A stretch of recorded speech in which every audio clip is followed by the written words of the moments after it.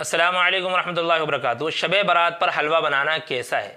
देखें, साफ़ हुक्म है कि शब बारात पर हलवा बनाना सही नहीं है, बिदअत है, खुराफात है, छोड़ना चाहिए। इस पर सवाब कोई नहीं मिलता, उल्टा नुकसान होता है। अब कई लोग आकर के कमेंट में कोई कहेगा 24 नंबरी, कोई कहेगा वहाबी, कोई कहेगा कौवा मुबारक हो।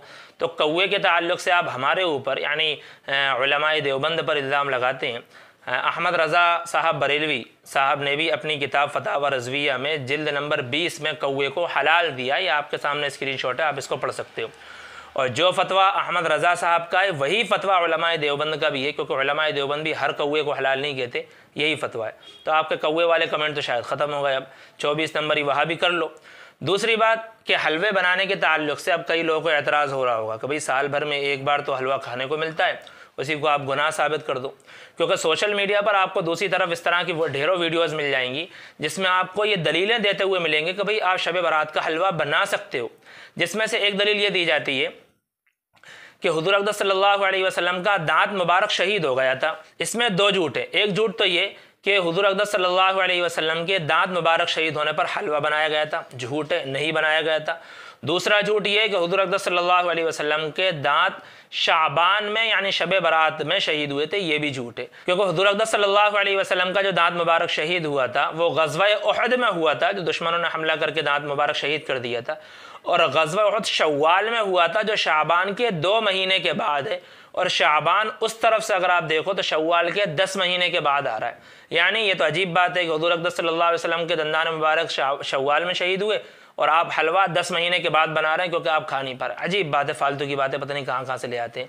इसी तरीके से एक दलील ये दी जाती है, सवाल आमतौर पर हमारे लोगों के ज़हनों में डाला जाता है कि न सहाबा ने बनाया, न हुजूर ने बनाया, न किसी ने बनाया, तो तुम क्यों बनाते हो?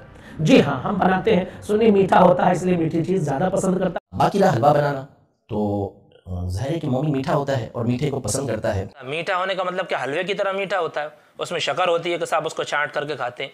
और जो सामने सुनने वाले होते हैं सुभान अल्लाह अल्हम्दुलिल्लाह कर देते हैं, उनसे ये पूछो भाई कुरान कहाँ है, हदीस कहाँ है? अगर आप इस तरह की फालतू बातें करोगे तो फिर आप इन हदीस का क्या करोगे? हदीस शरीफ में अल्लाह के नबी सल्लल्लाहु अलैहि वसल्लम को फरमान है, इय्याकुम व मुहदसातिल उमूर फ़इन्न कुल्ल मुहदसतिन बिदअह, कि दीन में नई नई बातें घड़ने से बचो क्योंकि हर नई बात बिदअत है। व कुल्ल बिदअतिन ज़लाला, और हर बिदअत गुमराही है और हर गुमराही जहन्नम में ले जाने वाली है। आप इस हदीस पर अमल कब करोगे? इस हदीस पर अमल आपका कब होगा?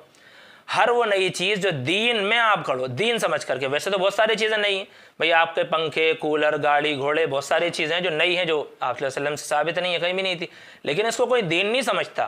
पंखा चलाना कोई दीन नहीं समझता, कूलर चलाना कोई दीन नहीं समझता, गाड़ी चलाना कोई दीन नहीं समझता। लेकिन शब बारात पर हलवा बनाना लोग इसको दीन समझ करके करते हैं, न्याज वगैरह देते हैं, इस पर सवाब समझ के करते हैं। यही है बिदअत। बिदअत कहते हैं हर ऐसी चीज़ को जो क़ुरूने सलासा मशहूद लहा बिल खैर में मौजूद ना हो। आप सल्लल्लाहु अलैहि वसल्लम के ज़माने में, सहाबा इकराम के ज़माने में, ताबईन, तबे ताबईन ने, सलफ़ सालिहीन ने, किसी ने वो अमल ना किया हो दीन समझ करके, और उसको हम दीन समझ करके करने लगेंगे तो वो बिदअत हो जाएगा। इसलिए हलवा बनाना बिदअत है। शब बारात पे देखो, आप पूरे साल वैसे ही खूब हलवा बनाओ, कोई हरज नहीं है। हलवा मीठा जो कुछ तुम बना रहा हो बनाओ, कोई हरज नहीं है। लेकिन शब बारात पर जो है ना एक इबादत समझ के इंसान बनाता है, इस वजह से वो गलत हो जाता है। एक और इलॉजिकल बात कही जाती है जिसका बिल्कुल ना सर ना पैर, कुछ भी नहीं। अब कहा जाता है ना कि भाई इसका सबूत हुजूर सल्लल्लाहु अलैहि वसल्लम के ज़माने में नहीं था तो इसको ख़त्म कर दो। तो ये लोग जवाब में कहते हैं जो चीज नबी के दौर में ना हो उसको खत्म कर देना चाहिए। मैंने कहा लाओ बदू, पहले तुम्हें खत्म करते तुम भी नहीं थे, तेरे अब्बे को खत्म करते वो भी नहीं थे, तेरी नस्ल को खत्म करते वो भी नहीं थे। बिल्कुल लॉजिक की ऐसी की तैसी कर दी। भाई क्या मतलब है इसका? हम इंसान क्या अमल है क्या? इंसान ना तो अमल है, ना हुक्म है, ना दीन है। इंसान तो एक जुस्सा है, एक इंसान है। अमल की ममानात की जा रही है कि ऐसा अमल जिसको आप दीन समझ करके घड़ लो, बढ़ा लो, उसकी ममानात की जा रही है। हदीस शरीफ में साफ साफ ममानात है। चलो आपकी इलॉजिकल बात को ही लॉजिकल मान लेते हैं कि आप कहते हो कि साहब आप नहीं थे तो आपको भी ख़त्म हो जाना चाहिए। तो भाई हमारा वजूद का जो वजूद है ना वो है।